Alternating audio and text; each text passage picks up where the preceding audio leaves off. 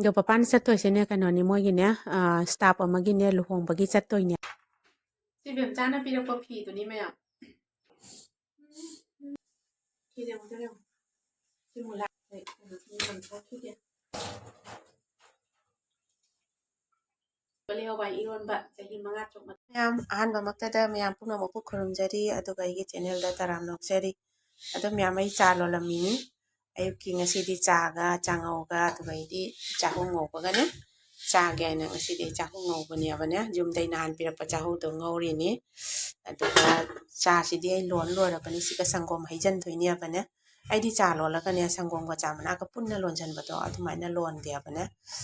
do akhoi imai cha ta suni na akhoi amadi akhoi papa di changau kaino thakte abane changau thakte de haji sa se sangom haijan hi ke go lora ngasi di papa su kaino chatoi ni hojai chatoi ni ma luhong bang gi lora ga si lora ga thak lora ga itan jo hodoi ni hajare cha se di cha thaurani de papa lambi chappada cha na bai tan hora happy doine abane mayam cha thau gi ge machai cha hai bi gi ge han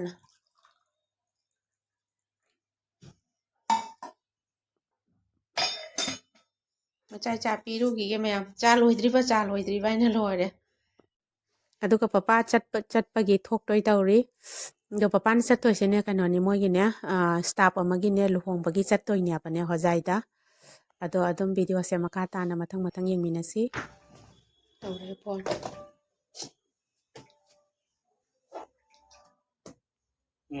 lol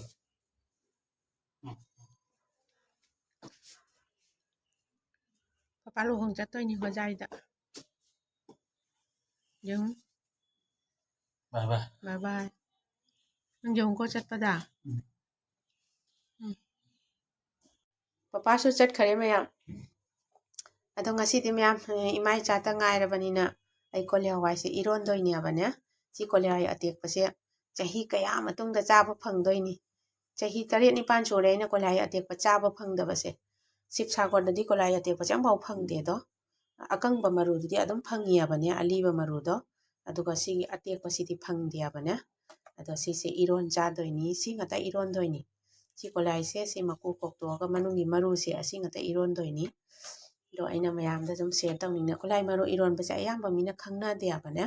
ado sathi na hawi kolai maru iron ba se indam da gi iron ba da aina kwai de pamja ba se kolai hawai maru sini ko si kolai maru iron ba sini aina yam pam ba se ado sahi manga truk matung da cha ba phangdoi ni na yam thina harawe ado ni si se kano ne abane dimapur de lei bani na kg da cham jang khai ni se maku ne kai na sumai lei ba da ne kg da cham jang khai pi na lauri ni ado ngasi iron cha doi ni ai hojik tilau mana heu gi ge tilau mana heu si ai gi tilau mana do so phajja bana lore ado do ni mayam dai na ko lai iron ba se share thawning na video lauri ni ado macha gi di cha roi na ma di iron ba cha da bani na macha gi di papa na arang nung dang moi gi pot thonga thambiram me yengune mayam ai di si u ba da harau bana lore bani tang drane ko maku ne ke ne lai ba da bu cham jang kai pi ni maku se khok to khar ga ka shu yaw hou dia bani ko le hawai se khanga ba ado ni mayam chaning bani na dum laure sina moi gi kano si gi tilo mana hek pada si gi phan se tara hek to store ma sa si thara ga na tadi lam phang de bane kara ga hek ke tilo mana se yong yam phajja bana lora bani doi morok se yarak tare du palak tare am bau pan re doi kang nge du si jaina kolom tok thok pi doi ni swai si ka kak that pi nia bane do pambi si di yong yam isang sangi bani ko isang bani aina khara palam batu soina loi hek to khare bane do tilo mana si gi phaja ba se yong yam si ka sule da inan tha ba du ni sina si di cha dri si ka sule da nan tha ba do asi suni na si suni si ani sim di cha ba hore ne aduga si sine yong to dai makha se hek to ki ge me yong to se makha se hek to pi ge ani o ni ai than ta ni na phaja bana lo ra bani myam yong si gai si di he roi ge na ta di yam mani yam hinjan tha so hauk ta bani na na si ga lai re do si ka tang ta ni dai na hek lai ba i than ta oi doi ni na ne da ko lai maru se kho ki ge ko jadra yong mya ꯐꯖꯕꯅꯤ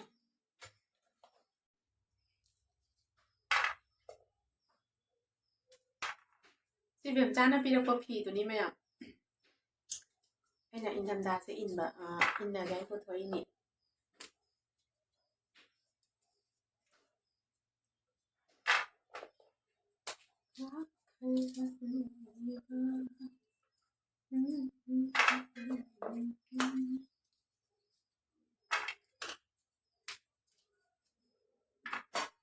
ꯈꯤꯇꯪ ꯑꯃ ꯊꯝꯃꯅꯤ ꯁꯤ ꯈꯔ ꯑꯃ ꯏꯔꯣꯜꯂꯅꯤ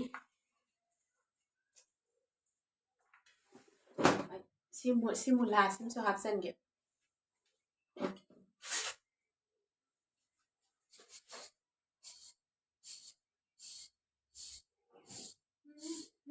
ꯂꯣꯏꯔꯦ ꯀꯣꯂꯥꯏ ꯃꯀꯨ ꯈꯣꯛꯄ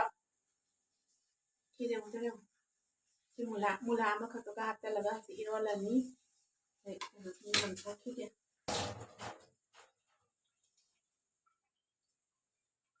ꯁꯤꯒꯦ ꯑꯩꯗꯤ ꯁꯨꯃꯥꯏꯅ ꯏꯔꯣꯟꯕ ꯐꯨꯠꯄꯁꯦꯅꯦ ꯁꯨꯃꯥꯏꯅ ꯇꯣꯁꯂꯥꯗ ꯐꯨꯠꯂꯤꯑꯕꯅꯦ ꯁꯨꯃꯥꯏꯅ ꯇꯣꯁꯂꯥꯗ ꯐꯨꯠꯂꯤ ꯏꯔꯣꯟꯕ ꯀꯩꯀꯥ ꯐꯨꯠꯄꯁꯦ ꯐꯨꯠꯈꯤꯒꯦ ꯑꯩꯗꯤ ꯀꯨꯀꯔꯗ ꯀꯥꯝꯍꯟꯗꯦꯕꯅꯦ ꯀꯨꯀꯔꯗ ꯀꯥꯝꯍꯜꯂꯒꯅꯦ ꯍꯥꯎꯇꯕꯅꯤꯅꯦ ꯑꯗꯨꯅ ꯁꯨꯃꯥꯏꯅ ꯐꯨꯠꯂꯦ ꯑꯌꯥꯝꯕꯅ ꯇꯣꯁꯂꯥꯁꯤꯒ ꯐꯨꯠꯂꯤ ꯑꯩꯗꯤ ꯑꯗꯩ ꯌꯥꯡꯅꯁꯨ ꯃꯨꯜꯂꯤ ꯇꯣꯁꯂꯥꯗ ꯁꯨꯃꯥꯏꯅ ꯐꯨꯠꯄꯁꯦ ꯑꯗꯣ ꯏꯔꯣꯟꯕꯗ ꯑꯃꯨꯛ ꯌꯦꯡꯍꯟꯒꯦ ꯀꯣꯂꯥꯏ ꯐꯨꯔꯤꯗꯣ ꯃꯨꯜꯂꯕ ꯌꯦꯡꯁꯤ ꯃꯍꯤ ꯄꯨꯔꯥ ꯀꯪꯉꯦ ꯃꯨꯜꯂꯦ ꯃꯌꯥꯝ ꯑꯩ ꯍꯧꯖꯤꯛ ꯏꯔꯣꯜꯂꯅꯤ ꯁꯤꯁꯤꯅ ꯑꯩꯅ ꯇꯣꯉꯥ ꯉꯥꯜꯂꯤꯅꯤꯀꯣ ꯑꯩꯅ ꯆꯥꯛꯇ ꯉꯥꯟꯗ꯭ꯔꯕ ꯁꯨꯃꯥꯏꯅ ꯑꯗꯨꯝ ꯍꯥꯞꯆꯜꯂꯕꯅꯦ ꯑꯩ ꯃꯨꯠꯊꯠꯂꯅꯤ ꯑꯗꯨꯒ ꯑꯩ ꯏꯔꯣꯜꯂꯒꯦ ꯃꯆꯤ ꯆꯥꯅꯕ ꯀꯣꯂꯤꯐ꯭ꯂꯥꯋꯔ ꯈꯤꯇꯪ ꯑꯃ ꯉꯧꯒꯦ ꯁꯤꯁꯦ ꯀꯣꯂꯤꯐ꯭ꯂꯥꯋꯔ ꯈꯤꯇꯪꯁꯤꯃ ꯉꯧꯒꯦ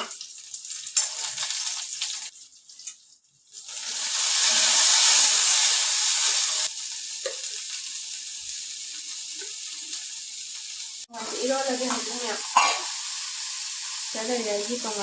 고추니면 고추 그냥 이런 데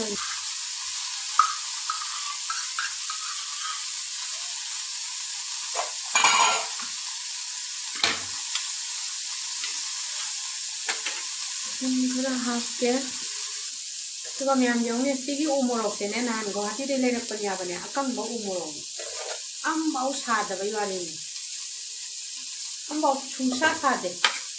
내키게 하기세 얘가 너야 막 이게 땅 같은 게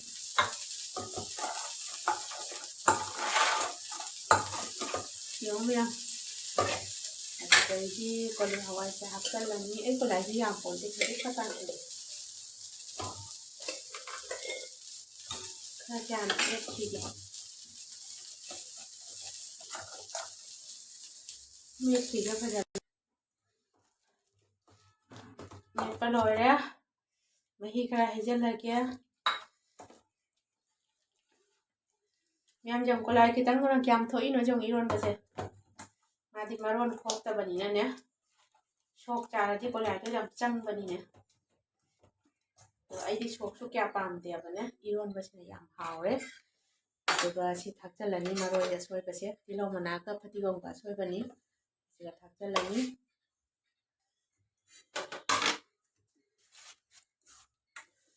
जना ओटलनी मही खरा गा हाफिगे मैम 이런 짜닝만나 불러야 돼. 잖아 하오라니.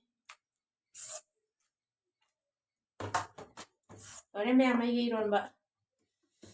누가 이디 이 짝히라니 시제 그라 파자마 땡찬게. 마히시 기탄가 하피게.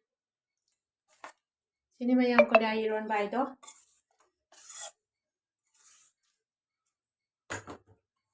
짜라니. 짝히기게. 이게 짝 퐁퐁 샤바 시가 짜드로바니 시데면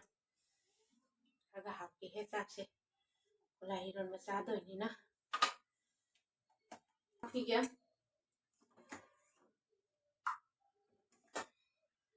이나이 농당 꼭 짜라니면 ꯑꯗꯩꯗꯤ ꯑꯉꯧꯕ ꯑꯃꯨꯛ ꯍꯥꯞꯈꯤꯒꯦ ꯁꯤ ꯑꯉꯥꯟꯕ ꯑꯃꯨꯛ ꯍꯥꯞꯈꯤꯒꯦ ꯉꯁꯤꯒꯤ ꯃꯊꯦꯜ ꯀꯣꯂꯤꯍꯋꯥꯏ ꯏꯔꯣꯟꯕ ꯂꯩꯔꯦ ꯁꯤꯒ ꯂꯩꯔꯦ ꯀꯣꯂꯤꯍꯋꯥꯏ ꯏꯔꯣꯟꯕ ꯑꯗꯨꯒ ꯁꯤꯅ ꯀꯣꯂꯤꯐ꯭ꯂꯥꯋꯔ ꯉꯧꯕꯗꯨꯅꯤ ꯑꯗꯨꯒ ꯁꯤꯅ ꯀꯣꯕꯤ ꯀꯣꯠꯅꯝꯅꯤ ꯀꯣꯕꯤ ꯀꯣꯠꯅꯝ ꯆꯥꯒꯦ ꯉꯁꯤꯗꯤ ꯑꯗꯨꯒ ꯁꯤꯅ ꯀꯣꯕꯤ ꯑꯉꯥꯟꯕ ꯑꯃ ꯂꯩꯔꯦ ꯑꯗꯣ ꯃꯌꯥꯝ ꯉꯁꯤꯒꯤꯗꯤ ꯚꯤꯗꯤꯑꯣꯁꯦ ꯁ꯭ꯋꯥꯏꯁꯤꯒ ꯂꯣꯏꯁꯤꯜꯂꯒꯦ ꯅꯦꯛꯁ ꯚꯤꯗꯤꯑꯣꯗ ꯑꯃꯨꯛ ꯊꯦꯡꯅꯔꯁꯤ